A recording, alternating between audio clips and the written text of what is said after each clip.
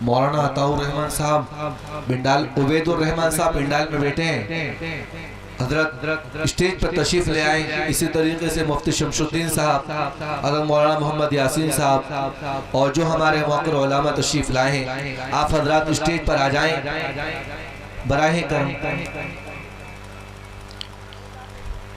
الحمد لله ربنا ورب الخلق، والصلاة والسلام على رسوله الذي خلق له الخلق، وعلى آله وأصحابه الذين هم خير الخلق. أما بعد، فأعوذ بالله من الشيطان الرجيم. بسم الله الرحمن الرحيم. كنتم خير أمة أخرجت للناس تأمرون بالمعروف وتنهون عن المنكر وتؤمنون بالله. وقال تعالى في مقام آخر: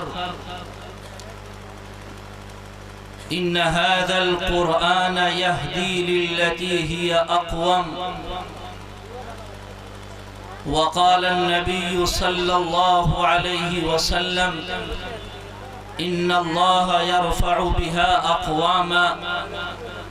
صدق الله العلي العظيم. اسٹیج پر تشریف فرما مؤقر حضرات علماء کرام، انتہائی عظمتوں اور محبتوں کے قابل میرے پیش رو حاضرین با تمکین، اللہ رب العزت والجلال کا بے پناہ احسان ہے کہ اللہ تبارک و تعالی نے ہم سب کو اس بابرکت اور نورانی مجلس میں بیٹھنے کی توفیق مرحمت فرمائی۔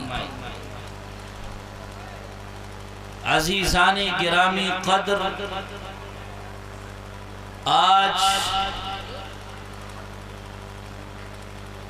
یہ مجلس جو منعقد کی گئی ہے، تکمیل قرآن کی نسبت سے اس کا انعقاد ہوا ہے، اور بڑے ہی مبارکبادی کے مستحق ہیں اس مدرسے کے ناظم، بانی و محتمم حضرت اقدس مولانا محمد مصطفیٰ صاحب زیدہ مجدہم اور ان کے رفقا، اور اس مدرسے کے جملہ اساتذہ کہ جن حضرات کی انتہائی محنت اور کاوشوں سے یہ بہترین اور بارونق پروگرام اپنے کامیابی کی منازل طے کر رہا ہے۔ ابھی آپ حضرات کے سامنے ہم سب کے محبوب نمونۂ اسلاف حضرت اقدس حضرت مولانا مسیح الزماں صاحب دامت فیوضہم نے بڑی ہی بہترین اور نافع نصیحتیں آپ کو اور ہمیں ارشاد فرمائیں۔ باری تعالیٰ سے دعا ہے کہ رب کریم حضرت والا کی پرسوز نصیحتوں پر ہم سب کو عمل پیرا ہونے کی توفیق سے مالا مال فرمائے۔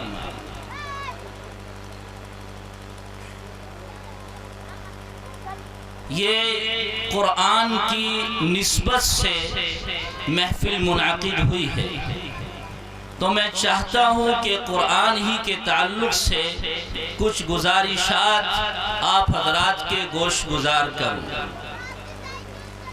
میرے عزیز ساتھیوں، اللہ تبارک و تعالیٰ کے یہاں نسبتوں پر فیصلے ہوتے ہیں۔ آپ حضرات سے توجہ کی درخواست ہے۔ اللہ کے یہاں نسبتوں پر فیصلے ہوتے ہیں۔ اگر ہماری نسبت اللہ والوں کے ساتھ ہے، ہماری نسبت قرآن اور اہل قرآن سے ہے، ہمارا تعلق اللہ کے متوالوں سے ہے، تو یقیناً یہ نسبت اللہ کی بارگاہ میں ہمارے لیے مفید اور کارگر ثابت ہو۔ اس کی ایک واضح مثال آپ حضرات کو دیتے ہوئے بات کو آگے بڑھاتا ہوں۔ بازار کے اندر ہم کپڑے کی شاپ اور دکان پر جاتے ہیں اور وہاں سے ایک ضرورت کا کپڑا 5-10 میٹر خریدتے ہیں۔ خریدنے کے بعد اسی کپڑے میں سے ہم درزی کو اپنا کرتا اور پاجامے کے لیے سلنے کے لیے دے دیتے ہیں، اور اسی کپڑے میں سے ما بقیہ اور بچے ہوئے کپڑے کو ہم اپنے گھر کی سب سے مقدس اور پاکیزہ کتاب اللہ تبارک و تعالی کی جانب سے نازل کرتا بہترین اور افصح کتاب کے لیے جزدان تیار کر دیتے ہیں۔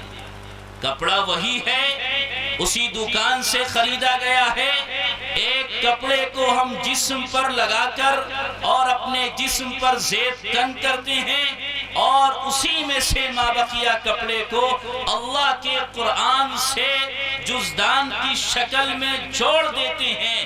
میرے بھائیوں، ذرا آپ دل پر ہاتھ رکھ کر مجھے بتاؤ، جو مقام اس کرتے اور پاجامے کے کپڑے کا ہے، کیا وہ مقام قرآن کے جزدان کا ہوگا؟ یقیناً قرآن کے جزدان کا مقام انتہائی اعلیٰ ہے۔ کیوں؟ چونکہ اس کو نسبت ہو گئی ہے اللہ کی پاکیزہ کتاب سے، اس کو ربط ہو چکا ہے اللہ کی مقدس کتاب سے، اس کو ٹچ اور مس ہو چکا ہے وہ اللہ کی پاکیزہ اور افصح ترین کتاب سے۔ اب اس کا مقام اس کرتے اور پاجامے سے افضل ترین ہے۔ کیوں؟ چونکہ وہ زیب تن ہوتا ہے، اس کا مقام اور مرتبہ کم تر اور ہیچ ہے، اور وہ کپڑا کہ جو قرآن سے جڑ گیا، جو اللہ کے کلام سے جڑ گیا، جو اللہ کی کتاب سے جڑ گیا، جو اللہ کے مقدس پاکیزہ کلام سے اس کا ربط اور کنیکشن ہو گیا، اس کا مقام اللہ کے یہاں اور زیادہ بلند۔ مزید اس کو واضح کر دوں، ہم بھٹے سے اینٹ خریدتے ہیں، مکان بناتے ہیں، اور اسی اینٹ سے مسجد بھی بناتے ہیں، اور اسی اینٹ کو بیت الخلا میں بھی لگاتے ہیں۔ میرے عزیزوں، بھٹا ایک ہے، سانچا ایک ہے، معمار ایک ہے، پکانے والے ایک ہیں، اس کے ذمہ دار ایک ہیں، لیکن جو اینٹ اللہ کے گھر سے جڑ جاتی ہے، جو اینٹ اللہ کے مقام سے، منبر رسول سے، نبی علیہ السلام کے فرمان اقدس کے مطابق روئے زمین پر سب سے زیادہ فرمائے، اللہ تعالیٰ مزید ترقیات سے نوازے۔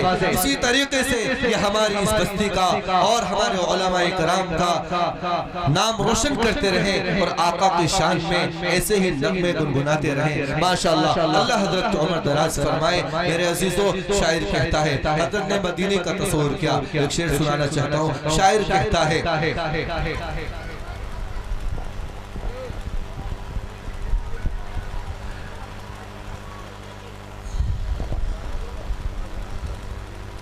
کہ سارے دروں کو چھوڑ کر ایک در پہ آ کے دیکھ۔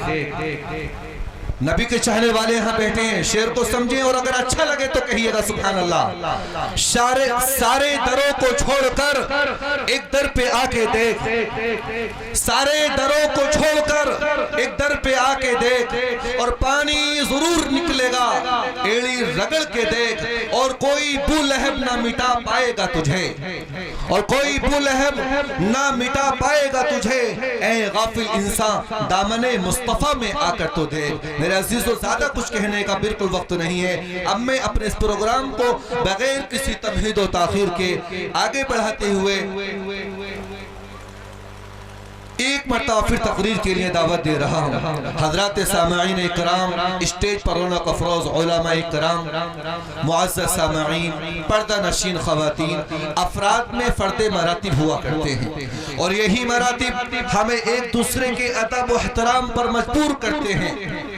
کوئی وہ ہوتا ہے جسے اپنی علم و تدریس پر بڑا ناز ہوا کرتا ہے، کوئی وہ ہوتا ہے جسے واضح و تقریر پر بڑا ناز ہوتا ہے، کوئی وہ ہوتا ہے جس کا انداز بیان، اس کا لب و لہجہ ہوتا ہے، لیکن علم و تدریس کو جس پر ناز ہو، واضح و تقریر کو جس پر ناز ہو، یہ تمام تر خوبیاں میرے عزیزوں ایک ایسی شخصیت میں پائی جاتی ہیں۔ جب میری فہرست میں میں نے نام دیکھا تو ان کی تصویر میرے ذہن میں آئی اور یہ تمام تر خوبیاں ہم آہنگ ہو گئیں۔ میرے عزیزوں، جس سے میری مراد جناب حضرت مولانا مفتی عبدالواجد صاحب، استاد حدیث دارالعلوم رشیدیہ ٹانڈا رامپور ہیں۔ حضرت والا سے میں بڑے ادب و احترام کے ساتھ درخواست کرتا ہوں کہ تشریف لائیں اور اپنے ناصحانہ کلمات سے ہم سب سامعین کے قلوب کو منور و مجلہ فرمائیں۔